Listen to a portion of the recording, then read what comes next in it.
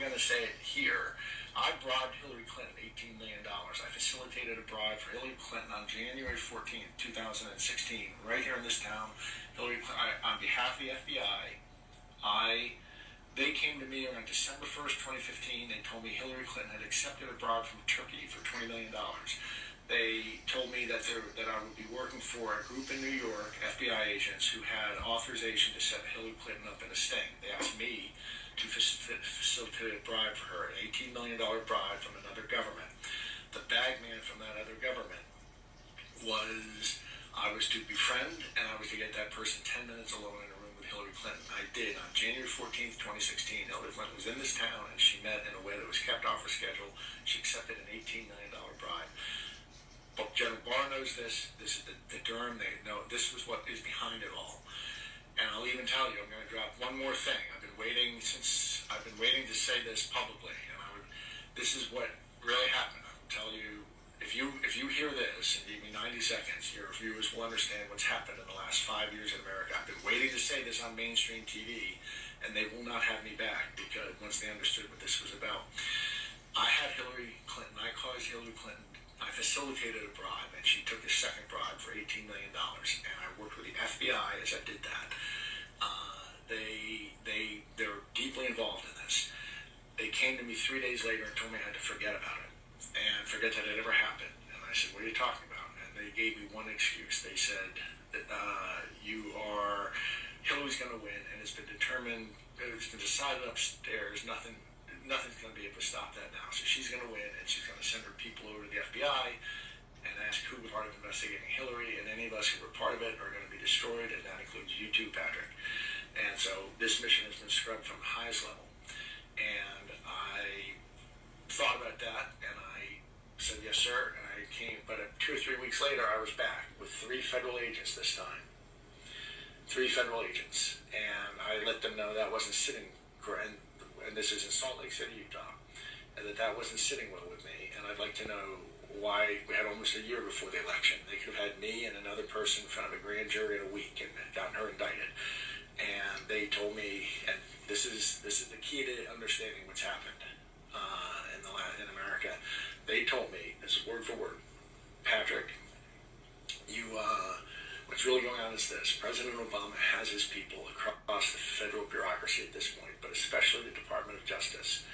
Hillary Clinton is going to be president for 8 years, and nothing's going to change that. But think of there being a Bunsen burner within the Department of Justice. That evidence about the 2 bribes you were part of gathering is going to be sitting on the Bunsen burner. And the hand on the Bunsen burner is going to be one of Barack Obama's people. If Hillary's a good girl and defends Obamacare, that flame stays low. If she's a bad girl and thinks for herself, it's going to get turned up high. That way, Barack Obama is going to manage Hillary Clinton for the 8 years she's president, then she's going to step down, and Michelle's going to run. And Patrick, that's the plan. That came out of the lips of a federal agent. It was confirmed to me this spring. The Durham investigation has that plane was called the Operation Snow Globe. It was Brendan Obama's name for it. Snow Globe, they were trying to get Hillary to step into a snow globe. I'm looking for a prop, a snow globe that anytime they wanted, they could then pick up and shake for 8 years. My bribe was the bait to get her to step into the snow globe. That's all from it. This isn't a theory. I'm the guy in the room. I'm acknowledging I took part in all this, and I thought I was helping them conduct federal law enforcement. It turned out that I was helping them set up Hillary Clinton for a deep state to control her. And that's why, and I came in public a year ago with some pictures that showed me with this Russian redhead, Maria Butina, lovely woman, that said, and so I'm saying this entire thing, this last 5 years, has been a coup. It was from Obama against Hillary, that when Trump won in a fluke, he got morphed into the Russian collusion delusion. And I say that as the guy they had romancing Maria and bribing Hillary Clinton. So I'm about as involved in this as you can get, and I promise you that's exactly what happened. And what we're seeing here is the last act play out.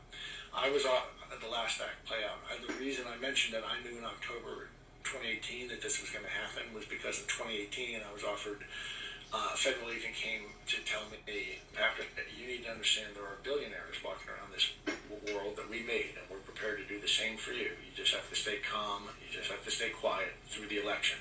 And by that election, I knew we meant 2020 election. So I've known that they were going to hijack this election since October of 2018. Does the Federal Bureau of Investigation and other departments need to be completely detonated, dismantled? Well, I think what you need to do is there was a guy, the CEO of, I forget if it was Allstate or State Farm, decades ago. It was based in, which one of those is based in Chicago, do you know? State Farm, Chicago. State Farm, though. They had a big headquarters filled with 10,000 people, bureaucracy. And the CEO bought a cornfield a couple hundred miles away, and he built a building for 500 people, and he started moving people to it, and until he got a new mini headquarters, and then he just shut off the original one. That's sometimes bureaucracies get so big and so bad. That's the only way to fix them. The way to fix them is to hit them in the head. Is to start again and build an alternative, and then just shoot them in the head. The bureaucracy in the head, and I think that's the only way that's going to be to fix our FBI, our beloved FBI. I have such respect. I grew up with this, revering the FBI, and I still revere, the men and women in it up to the mid-level. And there are people beyond that who are good. You can't throw the baby out with the bath water, but they are systemically corrupted at this point.